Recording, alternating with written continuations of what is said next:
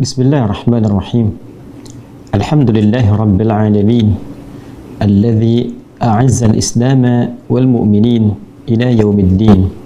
Wassalatu wassalamu ala rasulillahi alladzi ursila rahmatan lil alamin wa ala alihi wa sahbihi wa dhurriyyatihi wa ummatihi ila yaumiddin wa ba'd. Saudara-saudariku sebangsa, setanah air dimanapun Anda berada, semoga video ini menemui kita semua dalam keadaan yang baik, sehat, dan dimuliakan oleh Allah Subhanahu wa Ta'ala, serta mendapatkan bimbingan dalam beraktivitas sehingga berpotensi meraih kesuksesan dan kebahagiaan dunia sesuai dengan kemaslahatan hidup kita, dan juga mendapatkan value kebaikan akhirat yang insya Allah menjadi bekal-bekal yang kita sebut dengan pahala yang meringankan hisab kita di hari kiamat dan berpotensi besar untuk bisa meraih rahmat Allah Subhanahu wa Ta'ala berupa jannah yang kita rindukan itu.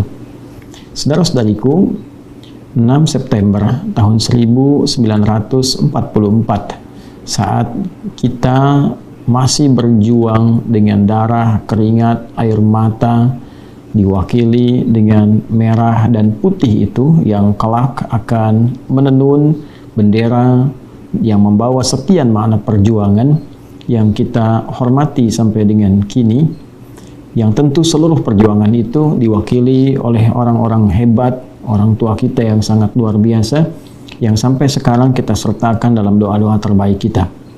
Dalam momentum itu terdapat seorang sosok besar, 6 September 1944, langsung dari Jerman dengan menggunakan satu wasilah radio berbahasa Arab. Beliau adalah seorang mufti dari Palestina, mufti dari Yerusalem, bernama Syekh Muhammad Amin Al-Husaini, yang dengan sangat luar biasa lantangnya, semangatnya, memberikan dukungan yang sangat mutlak dan sangat kuat terhadap kemerdekaan negara kesatuan Republik Indonesia secara de facto.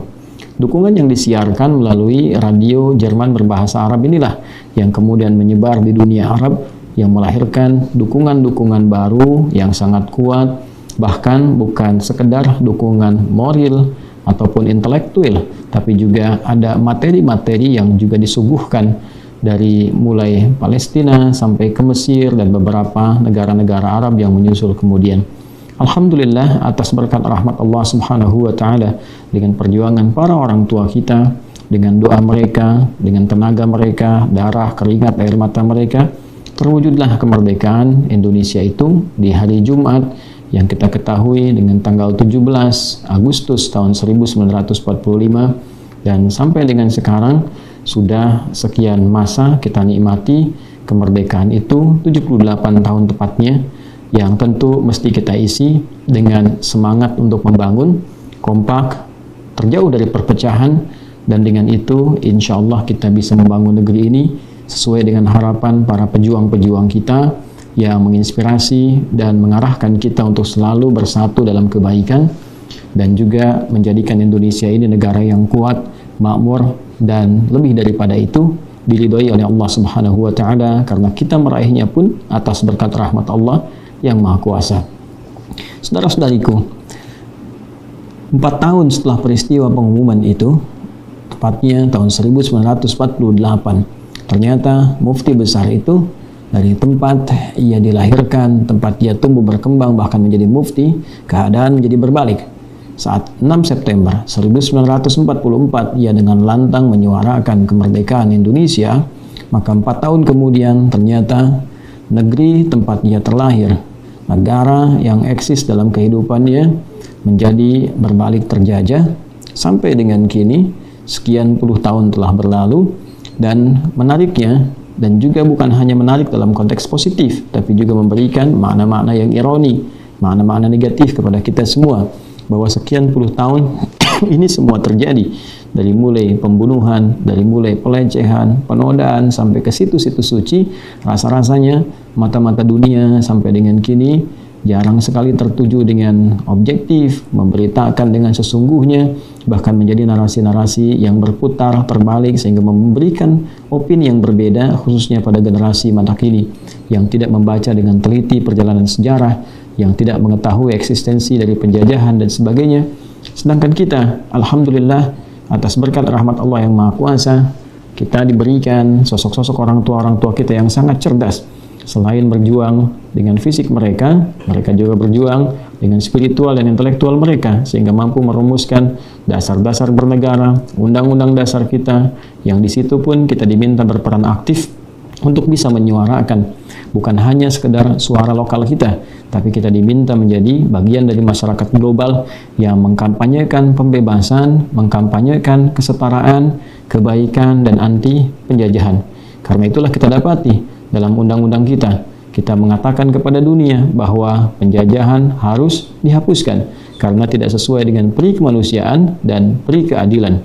Oleh karena itu, dalam video yang singkat ini, saya ingin mengajak kepada kita semua, lapisan masyarakat Indonesia, tanpa kecuali, bila dulu Palestina luar biasa mendukung kita dengan doa, dengan kampanye mereka, dengan kekuatan lobi mereka, maka solusi terbaik untuk mengatasi krisis saat ini, khususnya yang terjadi di Palestina dan sekitarnya, tiada lain adalah memberikan kesetaraan dalam kebebasan berkehidupan, memberikan kesetaraan dalam eksistensi bernegara.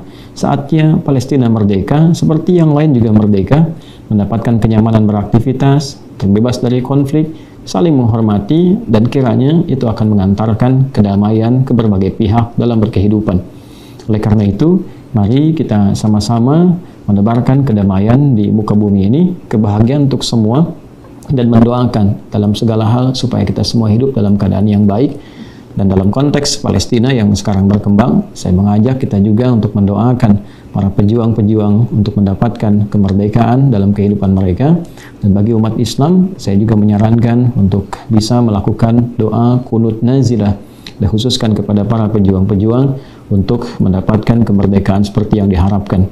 Bila dalam puluhan tahun otoritas penjajah melakukan berbagai macam keburukan, tindakan kriminal, seperti yang tadi saya sampaikan, membuldoser wartawan, bahkan non-muslim yang sedang menyiarkan penggusuran-penggusuran perumahan yang dilakukan dengan cara ilegal, membunuh, melecehkan, menodai situs suci, merampok, dan mengeluarkan penduduk aslinya luput dari pantauan dunia, atau boleh jadi bukan dikatakan luput, tapi dialihkan pemberitaan dalam konteks yang lain, maka menjadi ironi dan sangat mengherankan jika penduduk lokal melakukan perlawanan, pembelaan diri, dan kehendak untuk merdeka. Seperti dulu juga Amerika berjuang untuk mendapatkan kemerdekaannya. Seperti juga dulu Eropa berjuang untuk mendapatkan kemerdekaannya. Seperti dulu Indonesia berjuang untuk mendapatkan kemerdekaannya. Bila negara-negara tersebut diperkenankan untuk membela diri, maka mengapa Palestina mesti terlarang untuk membela dirinya sendiri? Mesti terlarang untuk mendapatkan kemerdekaan untuk negaranya sendiri. Mari kita berlaku jujur, berlaku objektif, dan sekali lagi umat Islam mendoakan dengan doa kunut nazilah kita, semoga Allah Subhanahu wa Ta'ala memberikan kedamaian di dalam setiap lapisan kehidupan kita dan mengantarkan kita pada hamba-hamba terbaik dalam berkehidupan. Terima kasih.